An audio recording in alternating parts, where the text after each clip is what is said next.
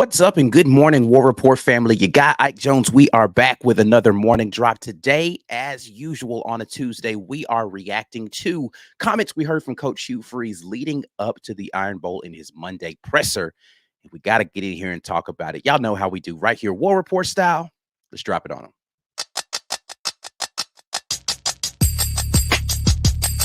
You are now listening to the War Report.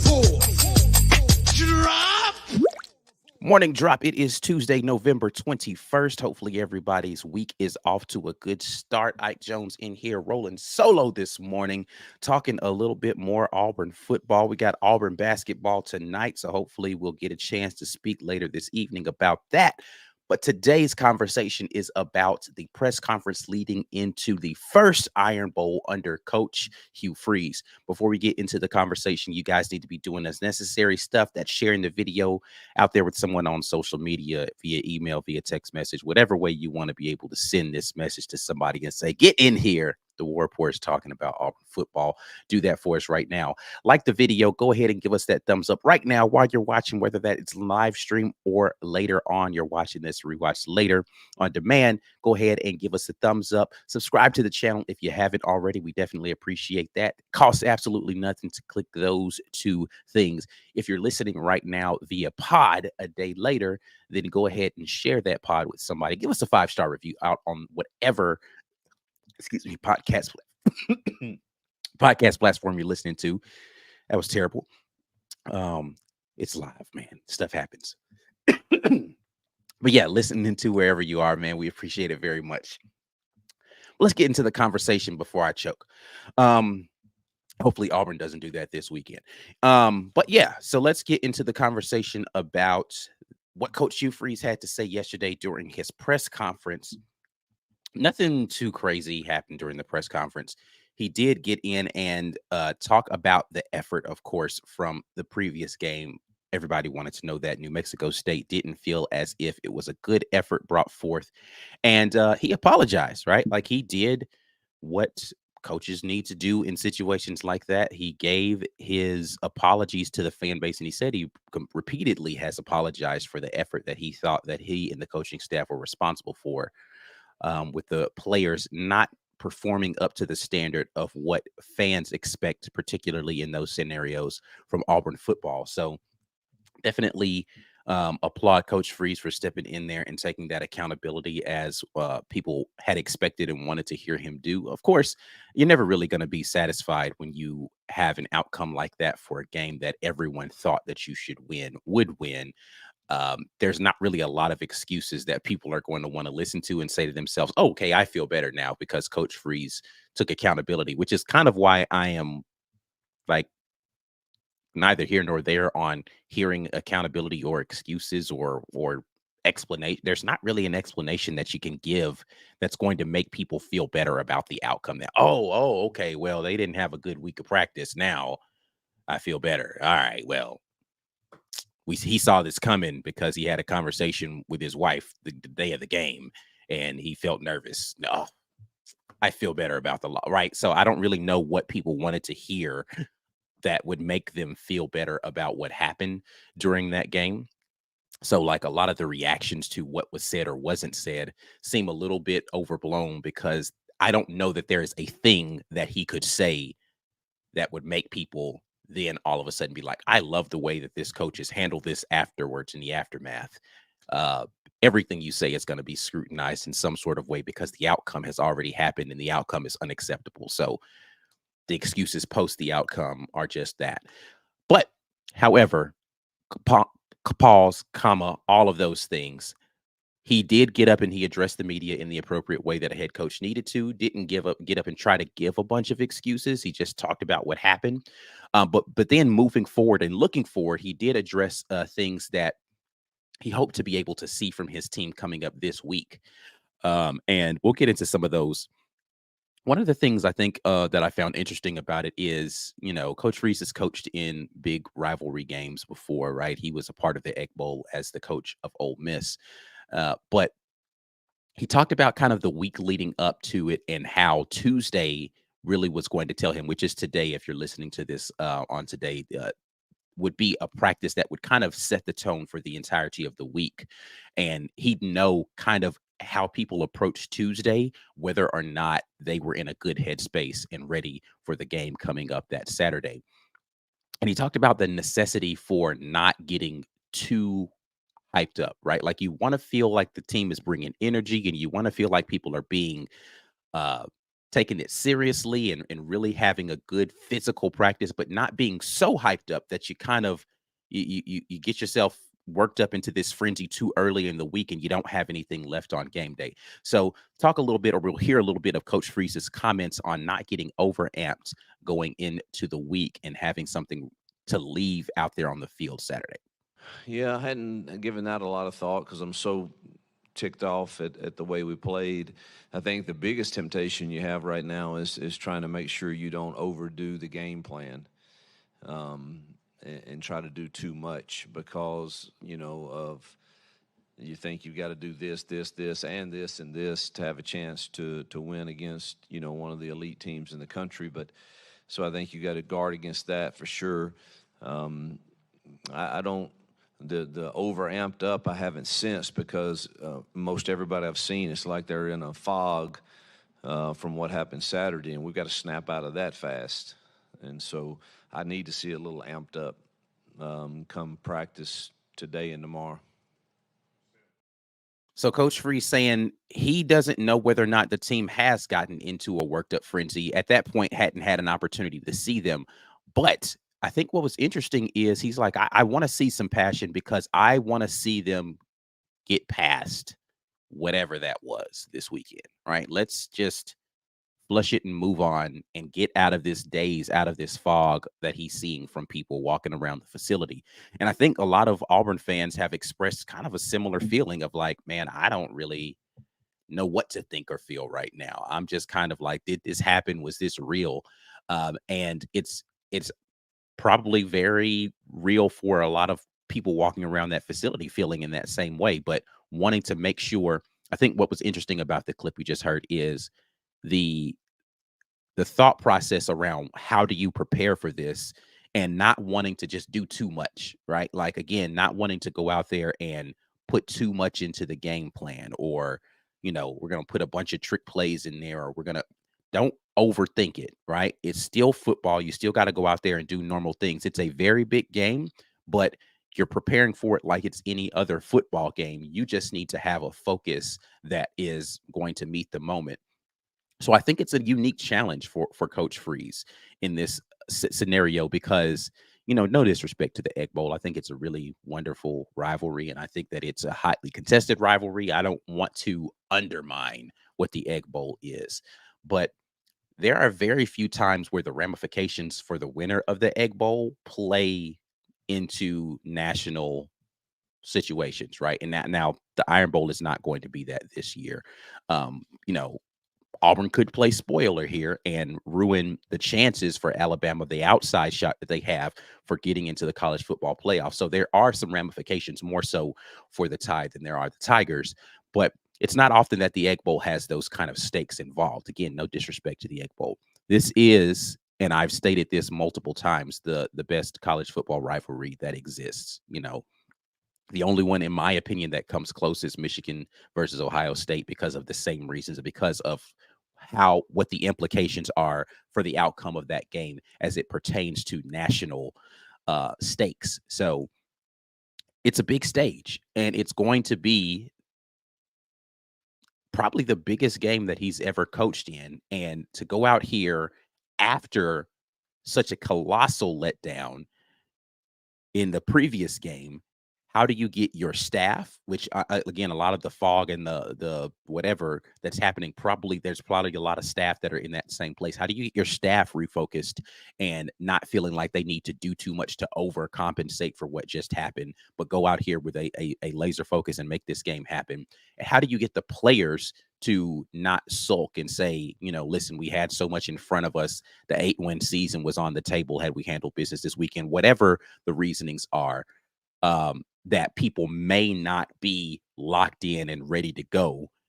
Or how do you stop people from going too far and being so amped up because you want to prove somebody wrong You got to find some sort of balance in the middle of both of those things in order for people to be ready to play, right? Because if you get yourself so jacked up so early in the week, then you just kind of flame out as the week goes on, or you go into the game too amped and you're not focused and it's all emotion coming into it. There's a lot that you have to manage coming off of the game that just happened and then going into a game that is so huge for your season, particularly for those of the Auburn team that this is their last hurrah at doing this. They're not going to get another opportunity at getting an Iron Bowl victory. And you're at home. And, Bama's got an opportunity to go play for a college football playoff if they can win out for the room and whatever.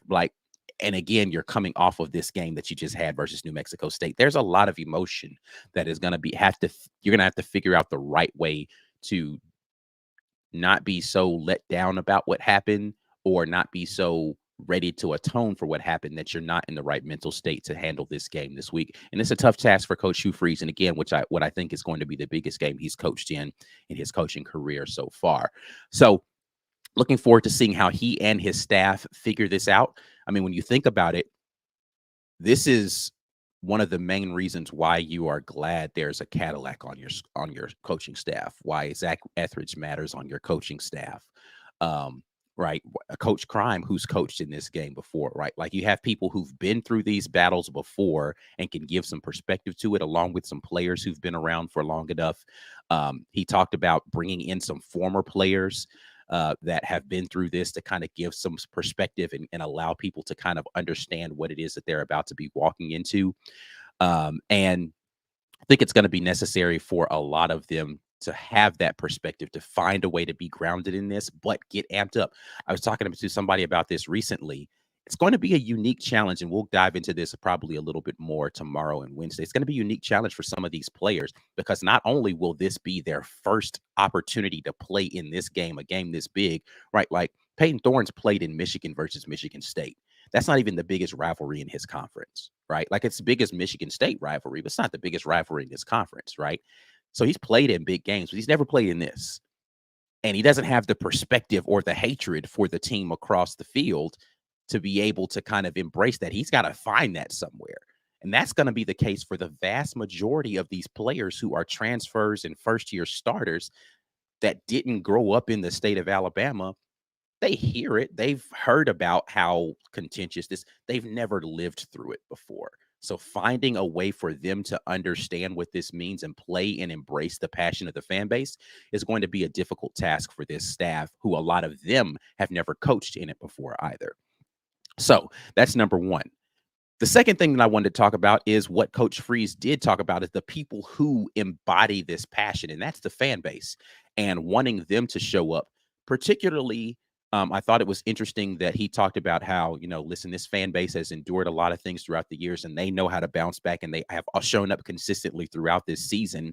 Is there a mental fatigue that happens with fans as well, where they're just like, man, you know what? I don't know how much more of this I can take. We just got embarrassed at home. I don't want to get embarrassed in the biggest rivalry of the season. So I don't know if I'm going to show up for this game. But he talked about the importance of the fans from the perspective of setting the atmosphere. And of course, we know Coach Freeze has got an eye on recruiting. He was asked, how big a recruiting weekend is this going to be for he and his staff? And he talked about the necessity for the environment, or he wanted fans to show up to show that environment. So let's hear his talk, or his talking points about that really quickly.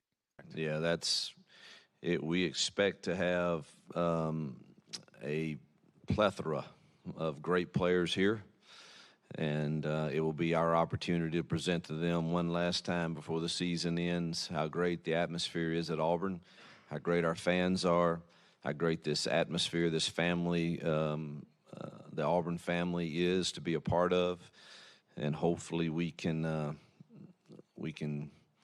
solidify, all the ones who are currently committed, and maybe swing a few others to say, man, I want to go help them build something there. I know they can. They have the resources. They have the support. We need some players to come join us. So again, Coach Freeze talking about the recruiting that's going to be happening for the Iron Bowl, and how the Auburn faithful have a part to play in the outcome of not only the game, but how that recruiting looks. because how you show up for this team in the face of a lot of adversity and in a situation where maybe it doesn't feel like you should be cheering the team on because you're so disappointed at what happened. Um, but the team needs to see that support, and future recruits are going to see this. I remember talking to Keontae Scott before he got to Auburn, and he talked about his visit to the Iron Bowl.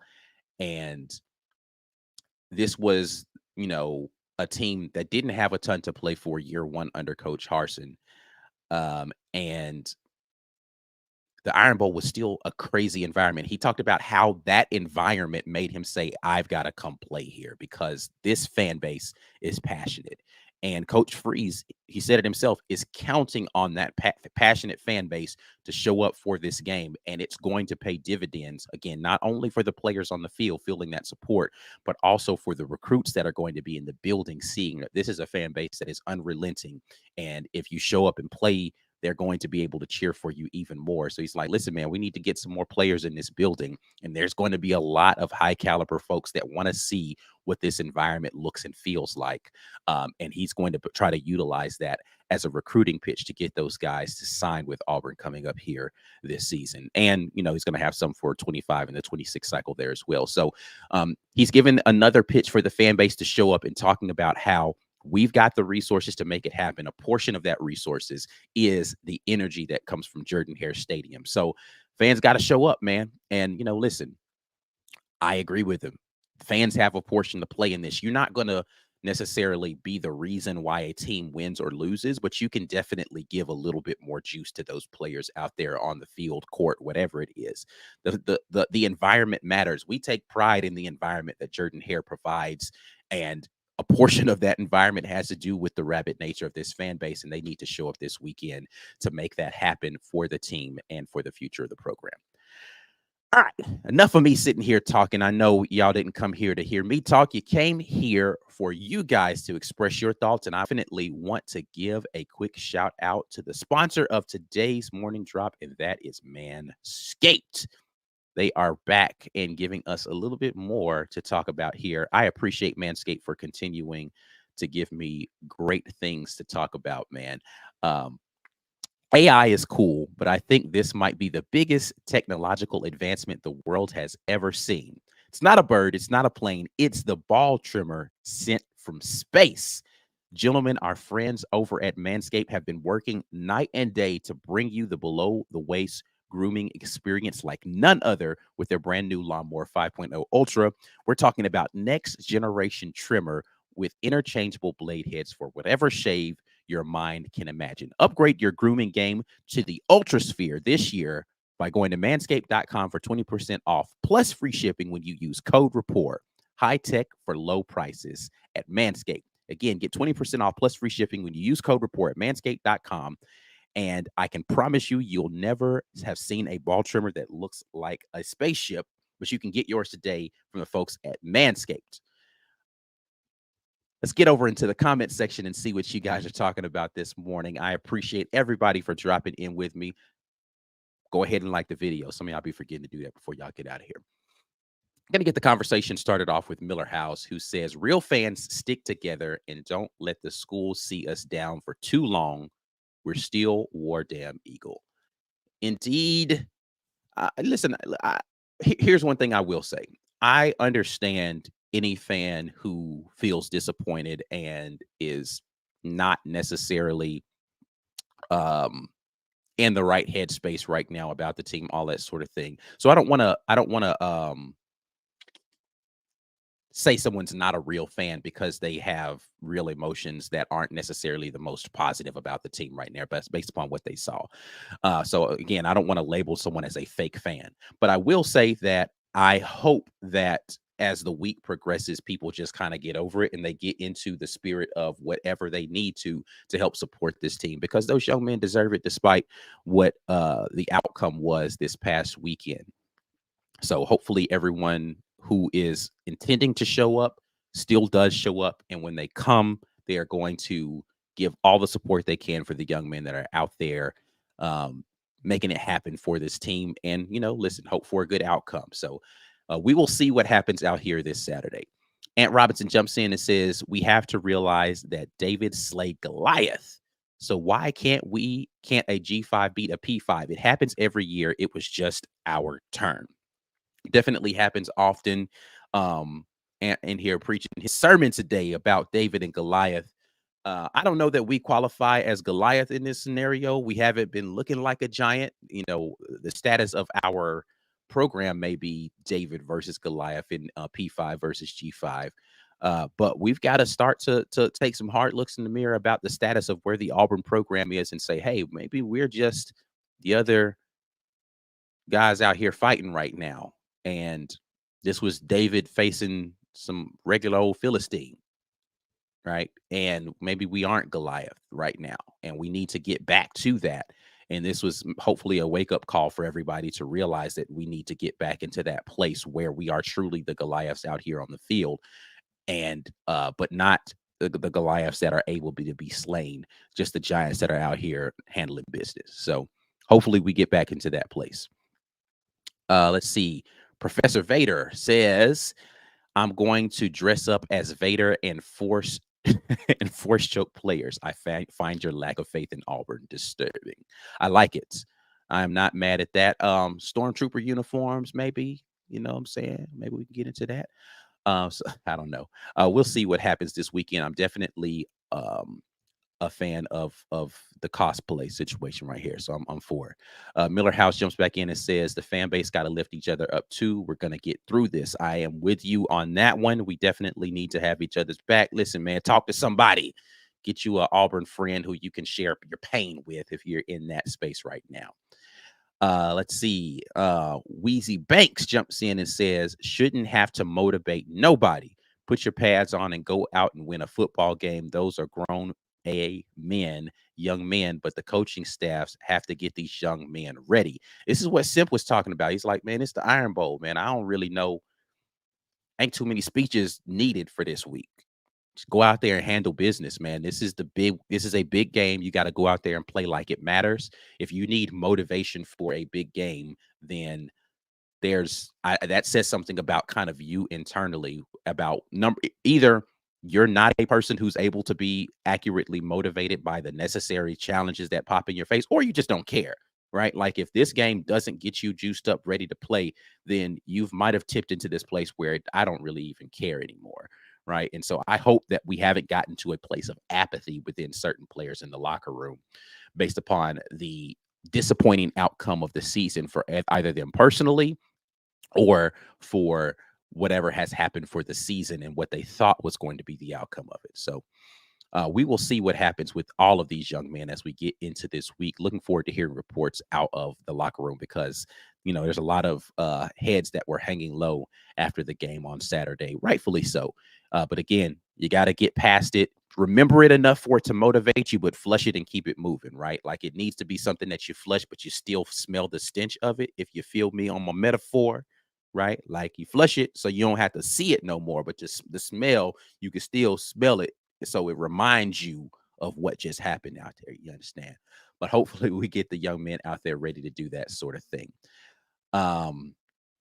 All right, man, I'm going to get out of here. I've been talking too much this morning. There's so much more that still got to happen today, but I appreciate you all for dropping in here with me. As always, the Morning Drop is sponsored by Rogue Shop. Make sure you guys head over to rogueshop.com and use code RAPPORT when you do that. If you need some aid for sleep, stress, anxiety, pain, Rogue Shop's got the cure for whatever ails you. They are America's #1 online dispensary. So make sure you head over to rogueshop.com and use code RAPPORT.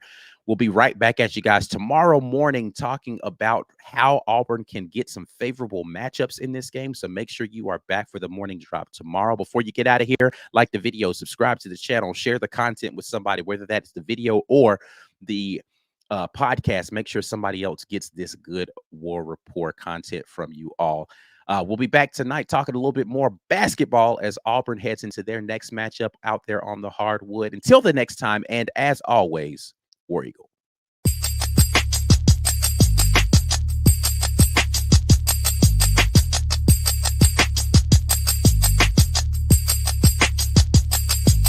Drop!